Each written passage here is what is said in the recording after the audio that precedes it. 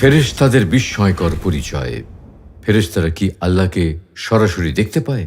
আল্লাহ রাব্বুল আলামিন পবিত্র কোরআনুল কারীমে তার নিজ সত্তার উপর ঈমান আনার সাথে সাথে আরও যেসব বিষয়ের উপর ঈমান আনার কথা বলেছেন, তার মধ্যে অন্যতম হল ফেরেশতাদের উপর ঈমান আনা।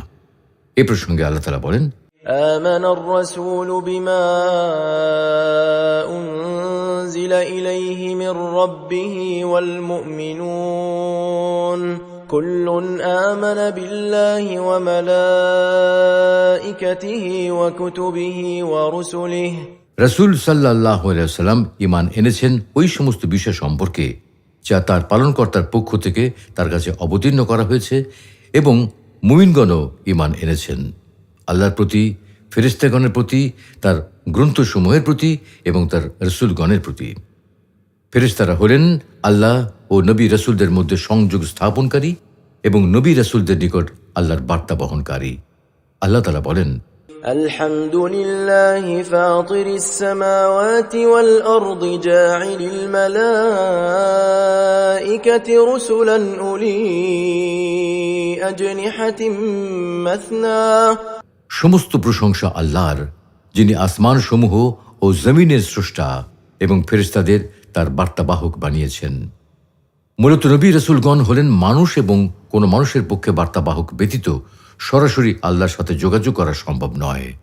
আল্লাহ তাআলা বলেন, وما كان لبشر أن يكلمه الله إلا وحيا أو من وراء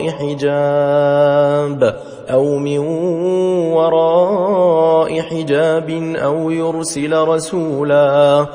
يرسل رسولا فيوحي بإذنه ما يشاء। কোনো মানুষের পক্ষে এটা সম্ভব নয় যে আল্লাহর সাথে সরাসরি কথা বলবে, তবে ওহীর মাধ্যমে অথবা পর্দার অন্তরাল থেকে, অথবা তিনি কোনো দূত প্রেরণ করবেন, অতঃপর আল্লাহ যা চান সে তা তার অনুমতিক্রমে পৌঁছে দেবে। ইসলামের দ্বিতীয় রকম হচ্ছে ফেরেশতাদের প্রতি ঈমান আনা। সুতরাং ফেরেশতারাই যেহেতু আল্লাহর পক্ষ থেকে নবী রাসূলদের নিকট ওহী নিয়ে আসেন, তাই ইসলামী শরীয়তের দৃষ্টিতে ঈমানের দ্বিতীয় রকম হল ফেরেশতাদের প্রতি ঈমান আনা। পক্ষান্তরে ফেরেশতাদের প্রতি ঈমান না আনা হল চরম পথভ্রষ্টতা। এ প্রসঙ্গে আল্লাহ তাআলা বলেন, ومن يكفر بالله وملائكته وكتبه ورسله واليوم الآخر فقد ضل ضلالا بعيدا। যে আল্লাহর উপর, তার ফেরেশতাদের উপর, তার কিতাবসমূহের উপর, রাসূলগণের উপর এবং কিয়ামত দিনের উপর ঈমান আনে না, সে তো পথভ্রষ্ট হয়েই গেছে, সত্য থেকে অনেক দূরে সরে গেছে। প্রিয় দর্শক, যেহেতু ফেরেশতাদের উপর ঈমান আনা অত্যন্ত গুরুত্বপূর্ণ একটি বিষয়, তাই চলুন ফেরেশতাদের পরিচয়, বৈশিষ্ট্য, কার্যক্রম এবং তাদের শ্রেণী বিভাগ সম্পর্কে বিস্তারিত জেনে নেওয়া যাক। ফেরেশতাদের পরিচয়। ফেরেশতাগণ নূর বা জ্যোতি থেকে সৃষ্ট। তারা সাধারণত অদৃশ্য অবস্থায় বিদ্যমান থাকেন। তাদের কোনো আক্ষরিক বা বাস্তবিক আকার আকৃতি নেই, তবে ফেরেশতারা আল্লাহর হুকুমে বিভিন্ন আকার আকৃতি ধারণ করতে সক্ষম। তারা মানুষের মতো রক্ত মাংসের সৃষ্টি নন, ফলে তাদের কামনা, বাসনা, ক্ষুধা, তৃষ্ণা, নিদ্রা, তন্দ্রা কিছুই নেই। তারা সবসময় আল্লাহর ইবাদত ও আদেশ পালনে নিয়োজিত থাকেন। আল্লাহ তাআলা নবী রাসূলগণের প্রতি যেসব কিতাব নাজিল করেছেন তা তাদের মাধ্যমেই নাজিল করেছেন। ফেরেশতা শব্দের অর্থ। ফেরেশতা শব্দটি মূলত একটি ফার্সি শব্দ। এর আরবি একবচন হল মালাকুন এবং বহুবচন হল মালাইকা। আল কোরআন ও হাদিসে মালাইকা শব্দটি ব্যবহৃত হয়েছে। শব্দটির আবিধানিক অর্থ হল বার্তাবাহক বা যিনি সংবাদ পৌঁছে দেন, ফেরেশতার সংজ্ঞা। আর পরিভাষায় ফেরেশতা হল নূর বা জ্যোতি থেকে সৃষ্ট এমন এক সূক্ষ্ম সৃষ্টি যারা দ্রুত গতিতে যে কোনো আকার আকৃতি ধারণ করতে পারেন। এক কথা বলা যায়, তারা হল মহান আল্লাহর সম্মানিত সৃষ্টি, অর্থাৎ ইবাদুম মুকরামুন। বড় বড় কয়েকজন ফেরেশতাদের নাম যাদের কথা কোরআন ও হাদিসে উল্লেখ করা হয়েছে: জিবরাইল আলাইহিস সালাম, মিকাইল আলাইহিস সালাম, ইসরাফিল আলাইহিস সালাম, মালাকুল মউত বা আজরাইল আলাইহিস সালাম। ফেরেশতাদের বৈশিষ্ট্য। আল কোরআন ও হাদিসের বহু জায়গায় ফেরেশতাদের বৈশিষ্ট্য এবং তাদের কার্যক্রম নিয়ে আলোচনা করা হয়েছে। এইসব বর্ণনার ভিত্তিতে এখানে তাদের কিছু উল্লেখযোগ্য বৈশিষ্ট্য সম্পর্কে আলোচনা করা হলো। ফেরেশতারা কি আল্লাহকে দেখতে পায়? কোরআনুল করিম এবং হাদিসের বর্ণনা থেকে জানা যায় ফেরেশতারা আল্লাহর আরশ বহন করেন এবং তারা বিভিন্ন বিষয়ে আল্লাহর সাথে কথা বলেন, কিন্তু তারা কোনো প্রতিবন্ধক ব্যতীত আল্লাহকে সরাসরি দেখেন কি না, অথবা তারা আল্লাহর সাথে সরাসরি কথা বলতে পারেন কি না, এ বিষয়ে আল কোরআন ও হাদিসের সুস্পষ্ট কোনো বর্ণনা নেই। মুসলিম মনীষীগণ এ বিষয়ে ভিন্ন ভিন্ন মত পোষণ করেন। ইবনু হাজার আল হাইসামি রহমতুল্লাহ আলহিকে এই বিষয়ে প্রশ্ন করা হলে তিনি বলেন, শাইখ ইজ্জুদ্দিন আব্দুল সালামের মতে ফেরেশতারা আল্লাহকে সরাসরি দেখতে পায় না, কেননা আল্লাহকে সরাসরি দেখা সম্ভব নয়। আবু মুসা আল আশআরী রাদিয়াল্লাহু তাআলা আনহু থেকে বর্ণিত, রাসূলুল্লাহ সাল্লাল্লাহু আলাইহি ওয়াসাল্লাম বলেন, আল্লাহ তাআলা নূরের পর্দায় আচ্ছাদিত। যদি সে আবরণ খুলে দেওয়া হয় তবে তার নূরের আলোকছড়া সৃষ্টি জগতের দৃশ্যমান সবকিছু ভস্ম করে দেবে। তবে এই হাদিসের বিষয়ে আল্লামা ইবনু হাজার আল আসকালানি রহমতুল্লাহ আলাইহি বলেন, হাদিসটি দারুল ফানা তথা দুনিয়ার ক্ষেত্রে প্রযোজ্য। শাইখ আবুল হাসান আল আশরাফি রহমতুল্লাহ আলাইহির মত হল ফেরেশতারা আল্লাহকে সরাসরি দেখতে পান। শাইখ ইবনুল কাইয়িম আল জাইজিয়া রহমতুল্লাহ আলাইহি এই মত পোষণ করতেন। শাইখ বিন বাজ রহমতুল্লাহ আলাইহিকে প্রশ্ন করা হলে তিনি বলেন, এ বিষয়ে আল্লাহই সবচেয়ে ভালো জানেন। তবে মুদ্রা কথা হলো, ফেরেশতারা মহান আল্লাহ রাব্বুল আলামিনকে কোনো প্রতিবন্ধকতা ছাড়াই সরাসরি দেখেন কিনা তা কোরআন ও হাদিসের কোথাও উল্লেখ নেই। অতএব এটা গায়েবের বিষয়।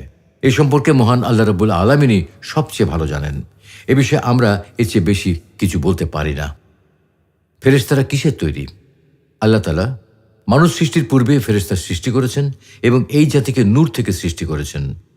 আয়েশা রাদিয়াল্লাহু তাআলা আনহা থেকে বর্ণিত, রাসূলুল্লাহ সাল্লাল্লাহু আলাইহি ওয়াসাল্লাম ইরশাদ করেন, ফেরেশতাদেরকে নূর তথা জ্যোতি দ্বারা সৃষ্টি করা হয়েছে। ফেরেশতাদের কি ডানা আছে?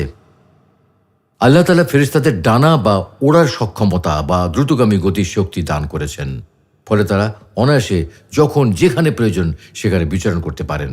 যেমন আল্লাহ তাআলা বলেন, الحمد لله فاطر السماوات والأرض جاعل الملائكة رسلا أولي أجنحة مثنى وثلاث ورباع يزيد في الخلق ما يشاء إن الله على كل شيء قدير।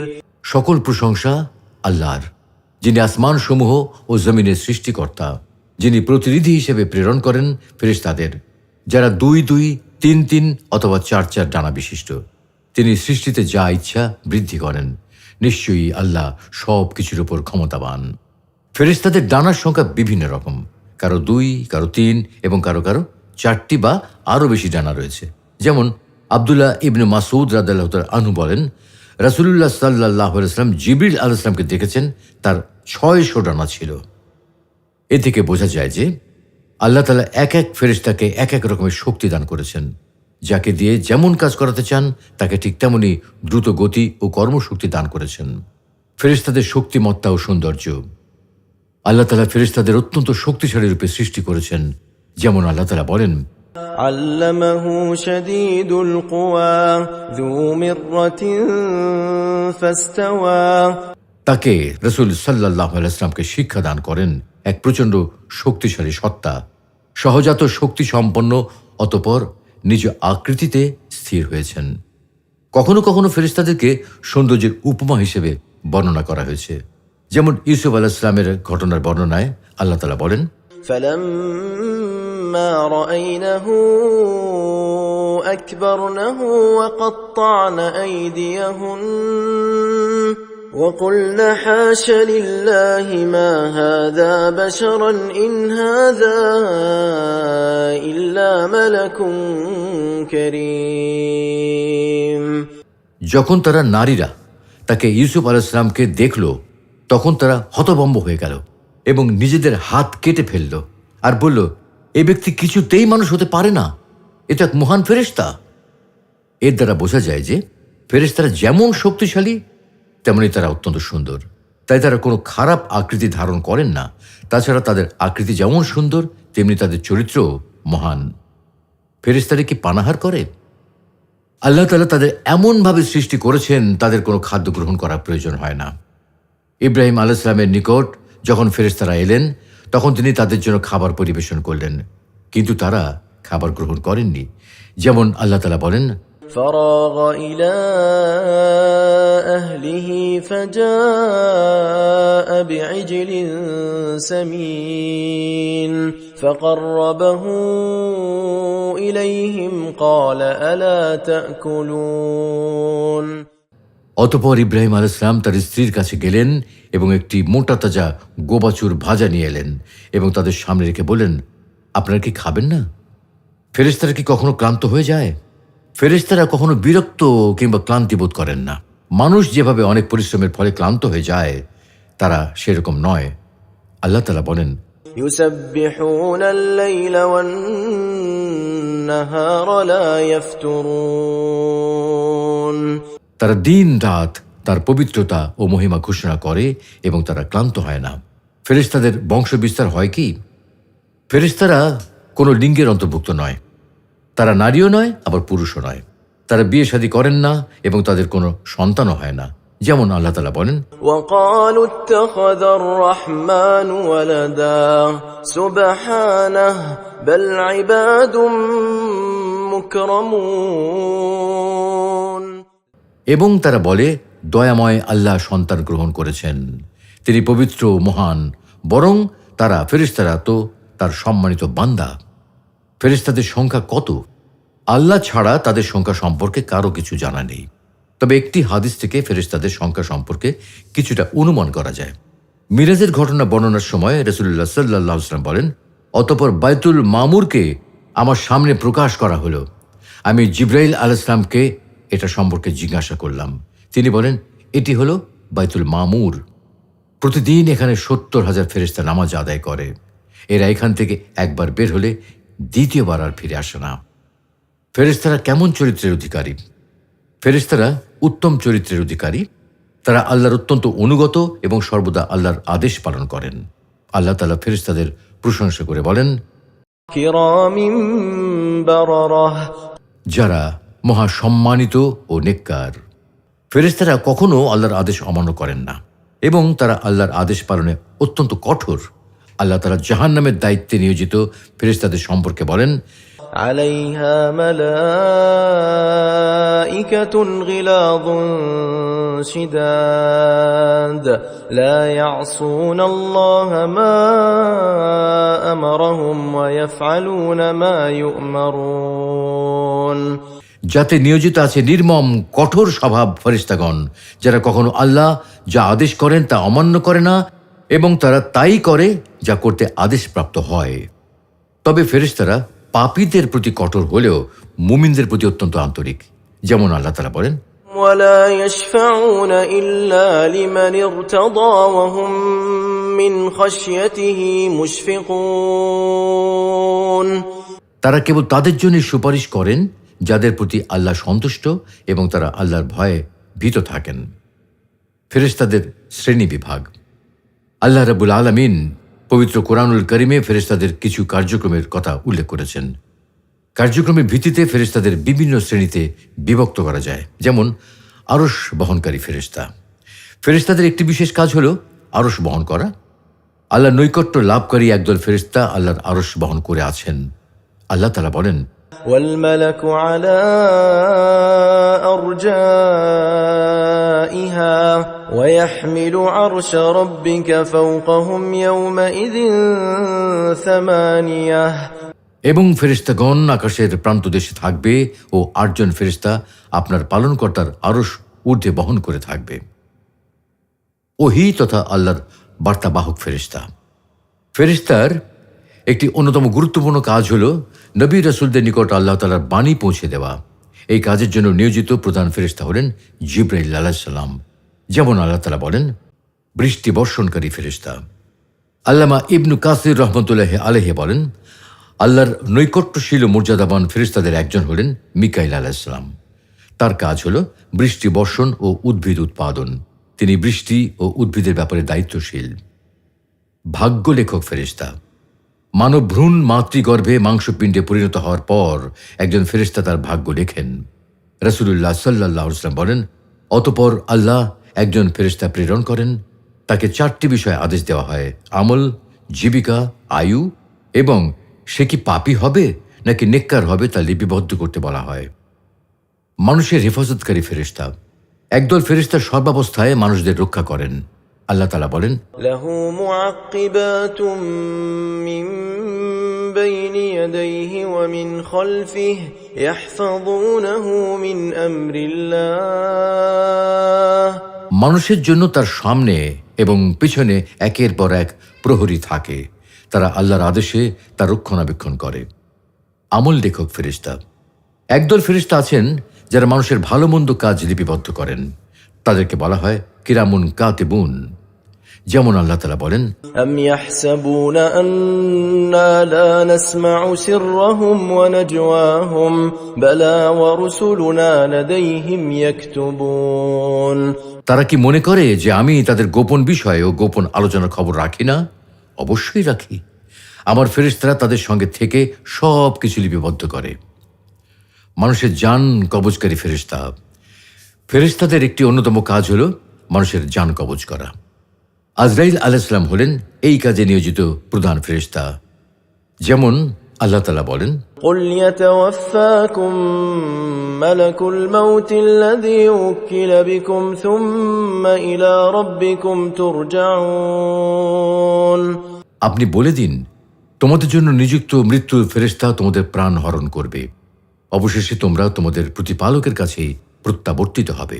কবরে জিজ্ঞাসাবাদকারী ফেরেশতা। মৃত্যুর পর মুনকার নাকির নামে 2 জন ফেরেশতা মানুষকে জিজ্ঞাসাবাদ করবে।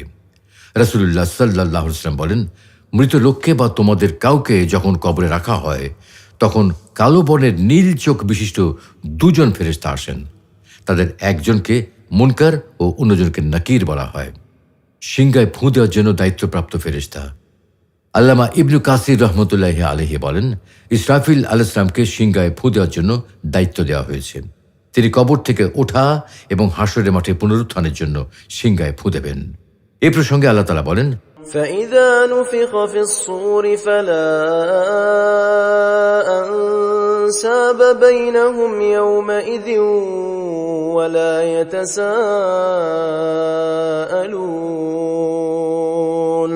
অতঃপর যখন সিংহায় ফু দেওয়া হবে তখন তাদের পারস্পরিক আত্মীয়তার বন্ধন আর থাকবে না এবং কেউ কাউকে কোনো কিছু জিজ্ঞাসাও করবে না।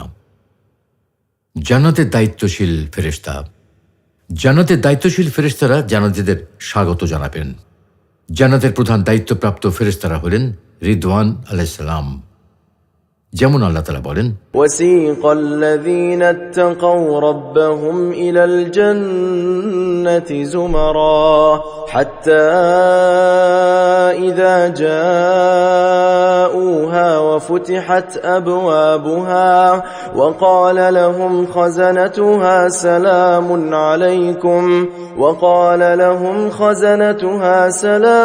عليكم طبتم فادخلوها خالدين আর যারা তাদের পালনকর্তাকে ভয় করত তাদেরকে যখন দরে দরে জান্নাতের দিকে নিয়ে যাওয়া হবে তখন জান্নাতের রক্ষীরা বলবে, তোমাদের উপর শান্তি বর্ষিত হোক এবং স্থায়ীভাবে অবস্থানের জন্য জান্নাতে প্রবেশ করো। জাহান্নামের দায়িত্বশীল ফেরেশতা। জাহান্নামের দায়িত্বশীল ফেরেশতারা জাহান্নামীদের শাস্তি প্রদান করবেন। তার প্রধান দায়িত্বশীল হলেন মালিক আলাইহিস সালাম। যেমন আল্লাহ তাআলা বলেন, عليها ملائكة غلاظ شداد لا يعصون الله ما أمرهم ويفعلون ما يؤمرون যাতে নিয়োজিত আছে নির্মম কঠোর স্বভাব ফেরেশতাগণ, যারা কখনো আল্লাহ যা আদেশ করেন তা মান্য করে না এবং তারা তাই করে যা করতে আদেশপ্রাপ্ত হয়। মুমিনের জন্য দোয়াকারী ফেরেশতা। ফেরেশতাদের একটি বিশেষ কাজ হলো মুমিন বান্দার কল্যাণ কামনা করা এবং তাদের জন্য সুপারিশ করা। আল্লাহ তাআলা বলেন, যারা আরশ বহন করে এবং যারা তার চারপাশে আছে তারা তাদের পালনকর্তার সপ্রশংস পবিত্রতা বর্ণনা করে, তার প্রতি বিশ্বাস স্থাপন করে এবং মুমিনদের জন্য ক্ষমা প্রার্থনা করে বলে, ربنا وسعت كل شيء رحمة وعلما فاغفر للذين تابوا واتبعوا سبيلك وقهم عذاب الجحيم হে আমাদের পালনকর্তা, আপনার রহমত ও জ্ঞান সব কিছুতে পরিব্যাপ্ত। অতএব যারা তওবা করে এবং আপনার পথে চলে তাদেরকে ক্ষমা করুন এবং জাহান্নামের আযাব থেকে রক্ষা করুন। ফেরেশতারা আল্লাহ তাআলার এক বিশেষ সৃষ্টি এবং সর্বদা আল্লাহ যে কোনো আদেশ বাস্তবায়ন করার জন্য প্রস্তুত থাকেন। তারা খুবই শৃঙ্খলাপরায়ণ এবং সব সময়ে আল্লাহর প্রশংসা গুণগান গাওয়া সহ মানুষ এবং যাবতীয় সৃষ্টিজীবের রক্ষণাবেক্ষণ ও কল্যাণের কাজে নিয়োজিত। আল্লাহ রাব্বুল আলামিন আমাদেরকে আল্লাহর প্রতি ঈমান আনার পাশাপাশি ফেরেশতাদের প্রতিও ঈমান আনার তৌফিক দান করুন এবং আমাদেরকে ফেরেশতাদের দোয়া ও শাফাআত লাভ করার তৌফিক দান করুন। আমিন।